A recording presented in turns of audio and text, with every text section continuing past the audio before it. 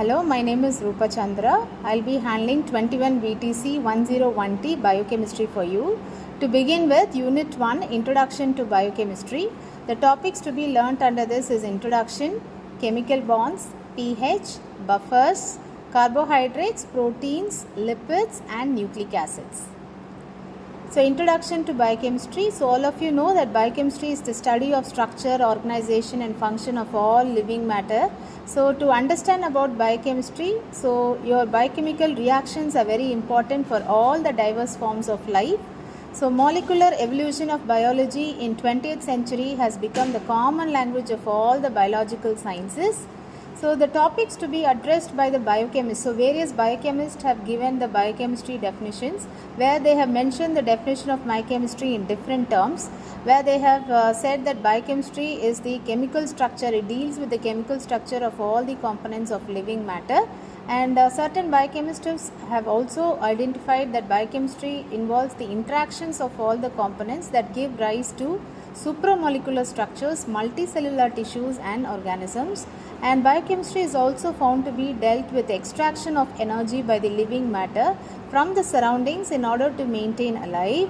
And also biochemistry deals with storage and transmission of information for the living matter. And biochemistry involves the chemical changes that accompany the reproduction, aging and death of all the cells and organisms. And about biochemistry, the very important concept, if you know about biochemistry, you want to know about biochemistry, is it mainly involves the control of chemical reactions. Regulation of chemical reactions you can study in biochemistry. And to analyze about the major events or the historical events of biochemistry. So, if you see the first starting discovery which was made in biochemistry is to mention is about the nucleic acids. So, Mischer isolated nucleic acids in 1869, and further about the glycolytic pathway was also discovered in 1925, and to extend this, citric acid cycle was discovered by Krebs in 1937, and followed by that we have the discovery of the double helical model of DNA, a very super discovery by Watson and Crick. So these are the very important or significant discovery of biochemistry. And also if you see the other discoveries about biochemistry about 100 years, you can see the unveiling of genetic code, then 3D structure of hemoglobin, and also MacLeod and McCarthy have identified the genetic transformation process, and urease was discovered and analyzed that it was in crystalline nature. Then Buchner has identified the fermentation reaction in the cell extracts, where he identified that sugar was converted to ethanol. And Wohler have also identified urea, and he found that urea is synthesized from ammonium cyanate in the labs. Now further, to analyze the biochemical reactions, first you should know what are the biochemical molecules or biological macromolecules which are involved in biochemistry. So all the four major classes of biomolecules follow the same principle, which is called the central dogma of genetic transformation. So the biomolecules which are involved in biochemistry, the four major macromolecules are proteins, carbohydrates, lipids and nucleic acids. So all these four major macromolecules is what we are going to study in biochemistry. Now biochemistry is also found to be a subject which is interrelated with other life science subjects. To mention that biochemistry is also related to organic chemistry, which will tell us about the properties of the biomolecules, and biochemistry is also related to biophysics. So biophysics, all of you know, it is a subject which will deal with the structure and techniques which are related to the physics, and biochemistry is also related to another subject called medical research. So medical research involves all the medical pathways. We will be understanding all the metabolic pathways involved in the medical field. So that is also where biochemistry is related to medical research. Coming to nutrition, biochemistry is also involved in nutrition, where nutrition aspects are involved in biochemical pathways, where biochemistry is related to all the nutritional aspects of your dietary requirements of every day in your life. Then coming to the other fields where biochemistry plays an important role, where to start up with we have microbiology. Microbiology is an important subject which deals with all the metabolic pathways in microorganisms, which is also a subject related to biochemistry. And physiology, where we understand all the physiological processes in living organisms, is also related to biochemistry. Cell biology, which describes the biochemical division of all the cells, related to biochemistry. and genetics, where we understand all the mechanism of action of particular gene which is taking place, analysis with your biochemical identity. Now we'll first start with the first topic, chemical bonds. So all of you know macromolecules, they interact with each other by certain chemical bonds. To start with, first we'll analyze what are covalent bonds or non-covalent bonds. Okay, so covalent bonds are first the bond which is formed by the sharing of a pair of electrons between the adjacent atoms. And if you see here, you have paired electrons and unpaired electrons. So unpaired valence electrons, where you have atom 1 and atom 2, where these two unpaired electrons, when they are shared, they are found to form a covalent bond. So the covalent bond is formed by the sharing of electrons, which is seen in an atom. Now if you see here, there are also non-covalent bonds which are found in the macromolecules. The non-covalent bonds examples are electrostatic interaction or electrostatic bonds, hydrogen bonds, van der Waals forces. So all these are non-covalent interactions which are seen in macromolecules.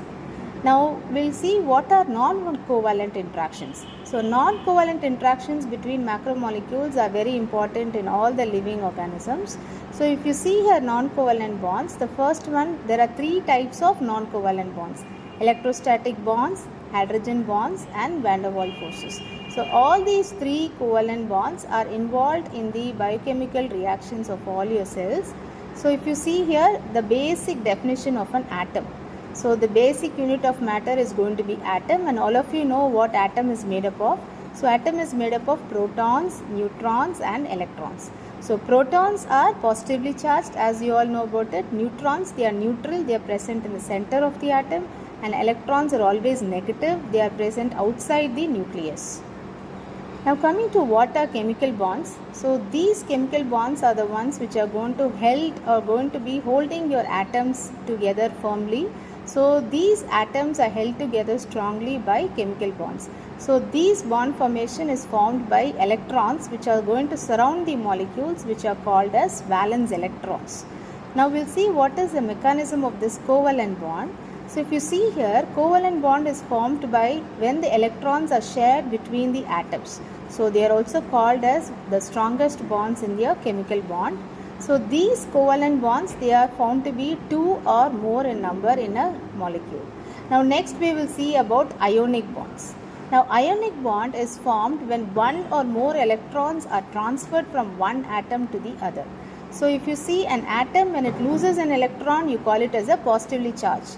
Okay, when an atom, if you say it gains an electron, you say it is a negative charge.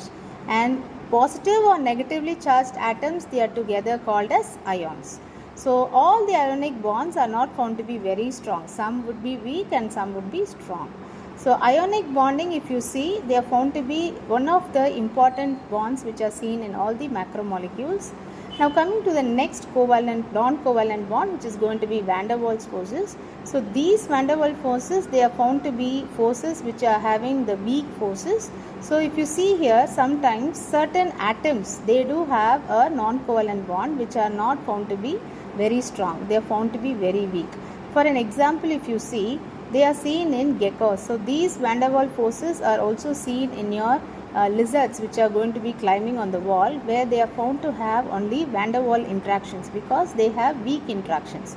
So these weak interactions are very important for the molecules to dissociate and then to be held together strongly.